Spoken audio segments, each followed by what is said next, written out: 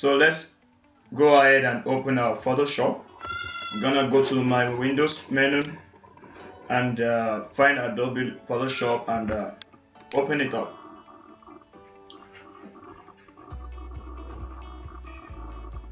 I believe you've activated yours, and if you haven't done that, probably you are still on trial version. Make sure you check the previous video and activate your version of Adobe Photoshop CC, either 2017 or 2018.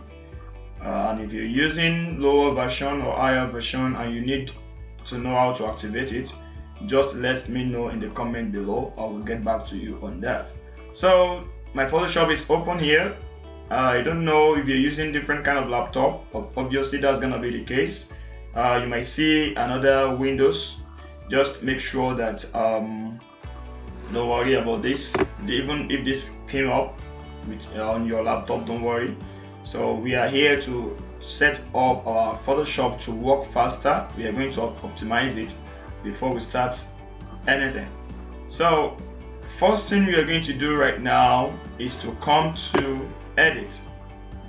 This is the menu bar, and come to this edit, and here come down, click on the arrow, come down, come to preference, and from preference come to general, and the shortcut to that is Control K.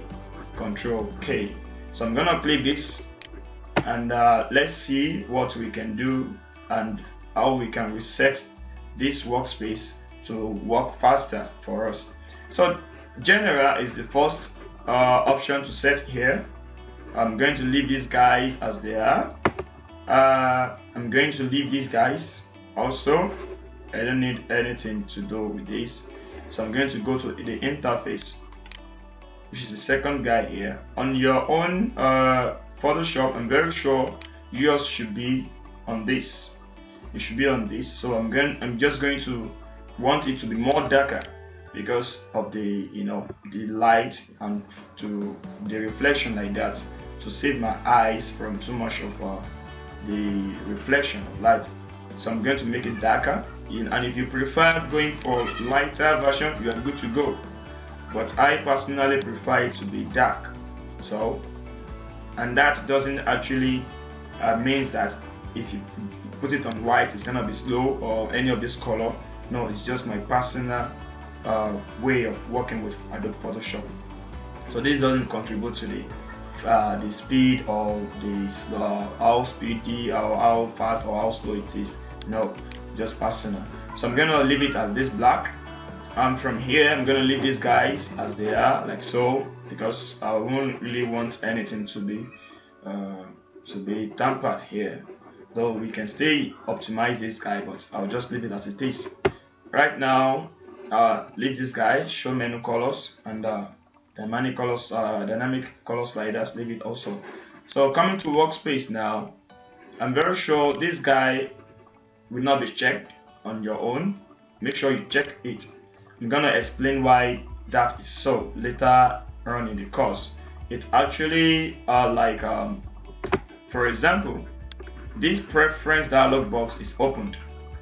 Now a dialog box or any tool might be opened while we are working, and if we want to move out like so and we click outside, so automatically this auto means that this preference dialog box is going to collapse, like be at a particular side. That's the automatic. If this automatic is not checked, it's gonna remain there while we work here. That is when we are working. Don't worry, I'm gonna show that to you. Just make sure that you check it, and check all of it like this. This will only make our work more faster. So now we go on to tools, leave it as it is like this. Make sure you enable all this guy as it is right here, and if we can kind of remove this animated zoom, because it requires if your laptop is, your computer is kind of low in RAM, make sure you remove it, because the zooming and everything will actually require to consume little of your memory, and your CPU like so. So you can uncheck it. But in my case, I have higher RAM, and my system can take it up with it being animated. So I'm going to check it. But if you know you have 2 gig RAM of 2 gig RAM and maybe 3, 2, or 1, make sure you remove this guy. But if you have 4 gig RAM upward, of course you can leave it like this. So now we go to the history log. I'm going to leave this guy here as it is. I don't need it actually. File and handling. This autosave, make sure that this autosave is on. Always save. Leave this guy and make sure you put it maybe 10 to 5 minutes. So obviously you want it to be saved, because if something, maybe there's loss in power or anything could just happen, you know, and your system could just maybe off or anything. But if you already have this guy set up, it can easily recover back your work, and you can leave it at 5 minutes, but I personally will leave it at 10 minutes. So I will leave this guy as they are, and I will come to the export. Though I don't need anything here, but this place on yours, which is gonna be PNG, so I prefer it to be JPEG, and I want the quality to be 100%. So you can set yours like so too. Though this guy can be set manually when exporting anything, but I just leave it as it is right here. Now I'm going to check this guy, also leave this guy as they are. And yeah, the next one, which is the performance, is where we actually need to pay more attention to, because the previous one we have been doing is just to make our workflow easier. But for the Photoshop itself to be faster, we actually need to concentrate more on this performance and scratch this. But let's see performance. You can see available RAM. I have it's actually 16 gigabyte of RAM. I don't know why it's showing, maybe, you know, driving stuff like that, but I have 14.4 approximately gigabyte of RAM. And here I want Adobe product, any Adobe product I have installed on my computer, to at least use 70% of all my memory. And in your case, if you are not having any background program running, maybe you open maybe Adobe Illustrator or Microsoft Word, or especially Google Chrome. If you're using Google Chrome, make sure you close it, and make sure you close it in your task manager, because Google Chrome sometimes consumes a lot of RAM, and you will know. So close Google Chrome before you run this guy, so that it will save your memory. Now from here, I leave it at 70%. You can increase yours to 80% depending on the total memory, RAM memory you have. Maybe you have 4, you can make it 80%. So you reserve 20% for all that things running on your computer. So from there, if you have a graphics processor, you're gonna see this. So personally myself, I'm using it. And history state here, make sure you put it at, let's make it just maximum. We are going to try to set a lot of things like that. So the history state, I'm going to leave it at 100. The cache level, I'm going to leave it as 4.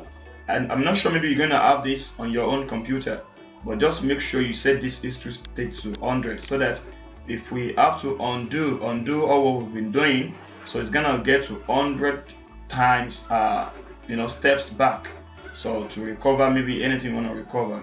And I will leave this guy here, and if possible you are seeing all these guys on your own computer, you can check it out, just to see, but just make sure you know what you're doing. So I'm going to leave this guy here so that it won't confuse you guys. So I'll leave this guy and move on to the next one, which is the scratch disk. I only have my 500 gigabyte installed, and I have free space of 171 gigabyte left. So I'm going to choose it as the default scratch disk. But if you have SSD or you have any external hard drive that you have, you can insert it and choose it, so that any all those scratch files will be moved to those folder. But as we're going to leave it here like so. So from there, moving on to cursor, I don't need anything here, just leave it as it is. Transparency, leave it as it is. Unit ruler, change these guys to pixels. I prefer it being pixels. Type also to be in pixels, because we're still going to be working together as we go. From there, we check on guides, and we check on the plugins. I really need to touch anything here. Just leave it. And the type, we don't need to check anything here. Just leave it. And if you have 3D option here, I still need to drive my computer, because I have 2 GB of video RAM, and it's showing 1 here. That means I still have to drive. That was what I was actually telling you guys on my previous video, to make sure you drive your computer, so that Photoshop or Adobe products will see what you have on your computer and make use of them for your own benefit. So here, if you have this 3D option and you have the video RAM, you can give it 100%. And from there, I'm gonna leave it. I'm gonna leave this guy as it is in default, and that is all. Just gonna click on OK, and that is all what I'm gonna do to make my Photoshop work faster. Again, all right. Thanks again for following up with this video. For this video, it's actually how we can set up our Photoshop to work faster, to optimize it to be faster, and a lot of things like that. So from here, we're gonna move forward, and the next video is gonna be how to set up your workspace to fit into this particular course, because I'm gonna be the one to take you to walk us through over this course, and from there, you and I are going to be working together. So I will actually of course, that should be it. I want your workspace to be the same as mine, the appearance, the arrangement, and everything, so that you won't be lost. You won't be like, where is the tool? Where did they get this tool? And a lot of stuff like that, maybe confusion and other stuff. But if your workspace is the same thing like mine, and we're gonna work better, and the flow is going to be great. So I will employ you to make sure you set it the way I set mine, and even if you want to make edit to yourself, just know what you're doing. So, and from here, we are going to continue to the next video. So stay tuned, and if you haven't subscribed, make sure you subscribe, and if you haven't liked this video, make sure you give it a thumb. And also, if you have any issue, any question, make sure you drop it to the comment section. I will be there to reply you on any issue. So thanks again, and we're gonna meet again.